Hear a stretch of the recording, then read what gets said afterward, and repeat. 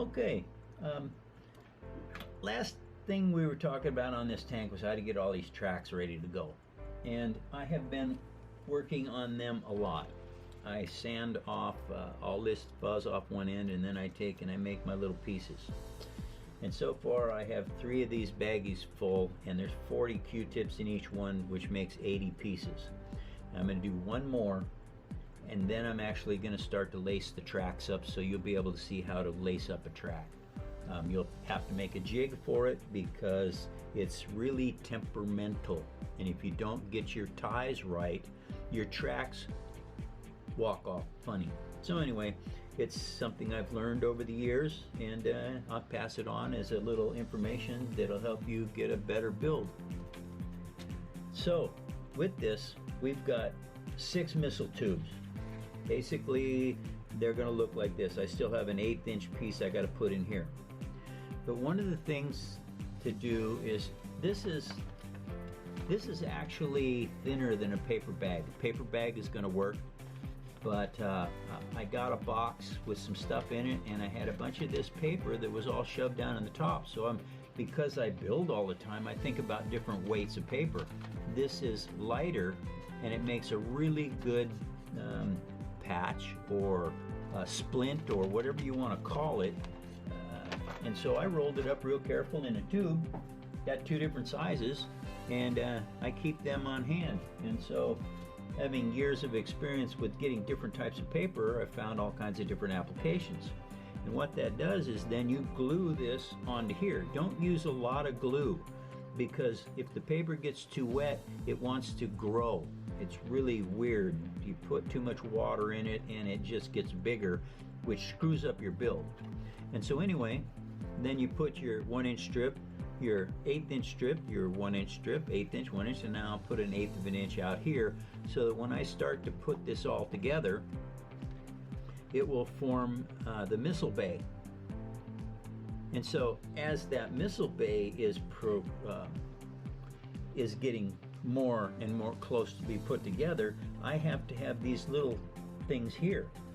Because what these are going to do is these are going to hold the missiles in place inside here so that they are uniform. So, and this basically is what I'm using. I'm using a valve stem cap that I got at Napa for 18 cents. And it's really kind of cool because I needed 18 of them. And so they work really, really good to make missile caps.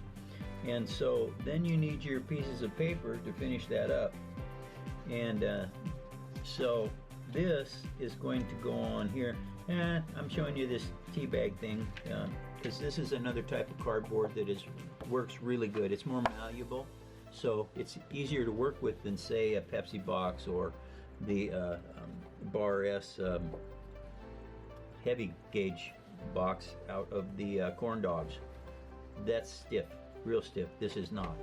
And so you'll learn this as you build more. You will get more familiar with the different types of stuff that you're going to use. There. Glue pad. Yeah, put that over there. Put that over there. Put that over there. And that.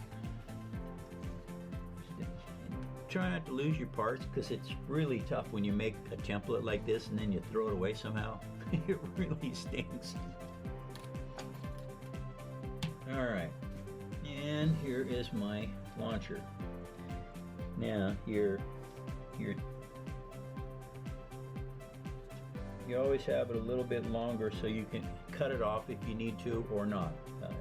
This in my application, I need this out here. So,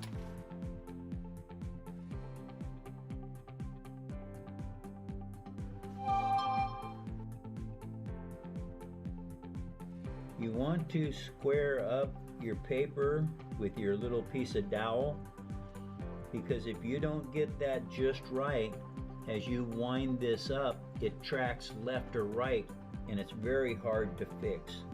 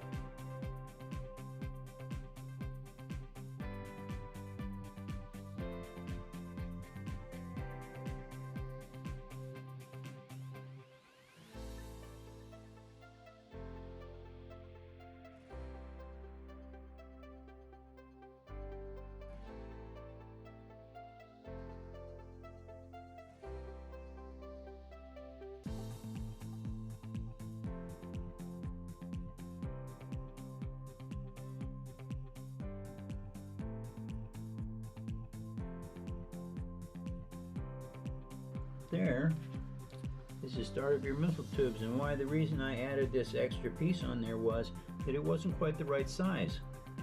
And so now I can put this in here just like so, and oh, come on now. All the other ones worked out just fine. Why are you being stubborn?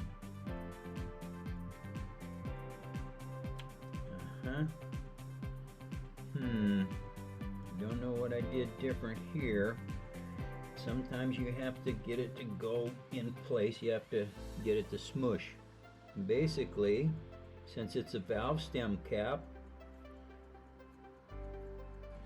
you just twist it right on like so. And then you round it back out.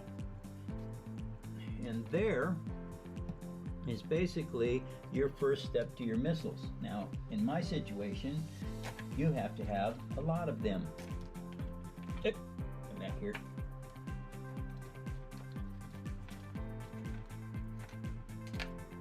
I've been very busy during my off hours to make these up ahead of time, but that's how you get that going.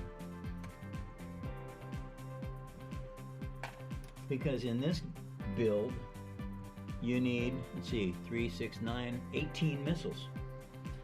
And so then that has to dry for overnight or a day or so. But what you basically have is you can take your atomic warheads off, and if you want just something to do, you can paint the insides of these however you want, because they basically can be taken on and off. It's just something my brain does. You don't need to do that, but you can. And with this, then of course your missiles will be inside of here, just like so. And that is the way this is going to look, except those will be inside there like that, because there will be a hatch. I'll build the hatches later that'll go over here so that they close. You won't even see the missiles till you open them. So anyway, that brings us up to speed for the tank build for now. Thank you for watching.